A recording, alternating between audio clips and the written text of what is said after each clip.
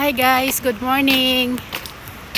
Naglalakad ako dito sa papunta kami ng post office. So yan, todo balot ako guys dahil sobrang lamig dito. Grabe. Nag-i-snow na kasi pag ganitong buwan, January at saka February hanggang March pa yung lamig dito. So ayan.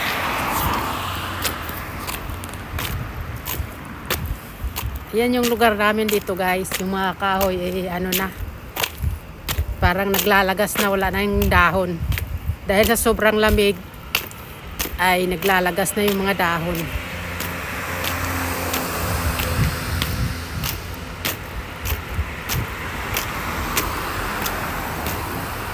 Actually, ang hirap pag taglamig dito. Todo balot ka, mabigat yung damit mo sa sobrang lamig. Mahirap pag maraming damit, saka yung kapal ng jacket.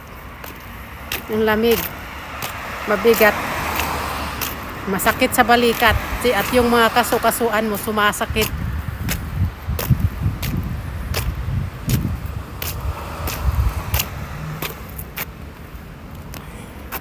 Ayun si ate, sobrang lamig din, balot na balot din siya, nilalamig. Kapal ng jacket. Ayan yung kahoy, wala ng dahon.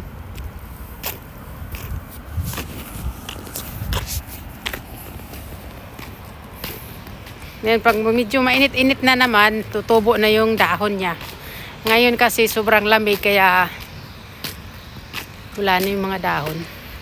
Tutubo na lang ulit yan kapag may maaraw na, mainit na yung panahon.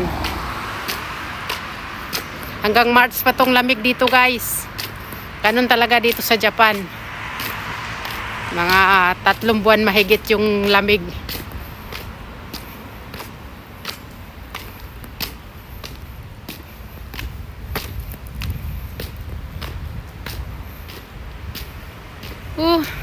Ako man hirap na hirap din kasi todo balot.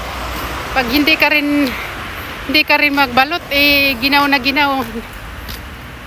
Sakit sa laman. Kaya mukhang kami dito, mga gons. Yung mga Hapon din dito, kahit dito na sila talaga lumaki, hindi pa rin sila sanay sa lamig. Todo balot pa rin sila pag tag-winter. So yan yung buhay namin dito sa Japan guys.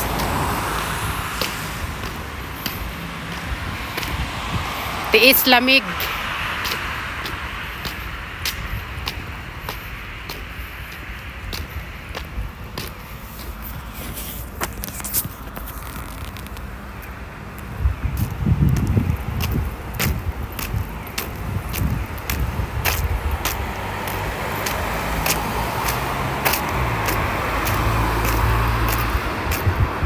Yung mga matatanda rin, hirap din sila pag taglamig.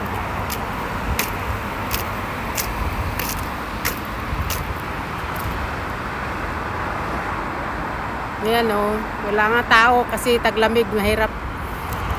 Bihira lang lumalabas yung mga tao dito pag taglamig guys. Nakakulong lang sila sa loob ng bahay.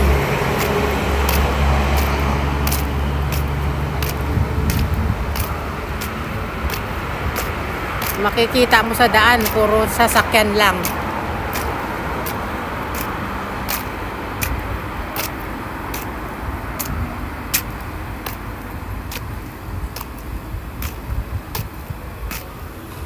So yun lang guys, flex ko lang yung buhay namin dito sa Japan.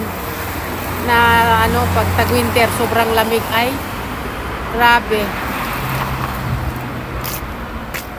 Hindi mo maano yung lamig dito. Pag baguhan ka, hindi mo kakayanin. Ay ako nga dito, tagal na ako sa Japan, pero hindi pa rin nasanay yung katawan ko sa sobrang lamig. So yun lang guys. Thank you for watching. God bless everyone.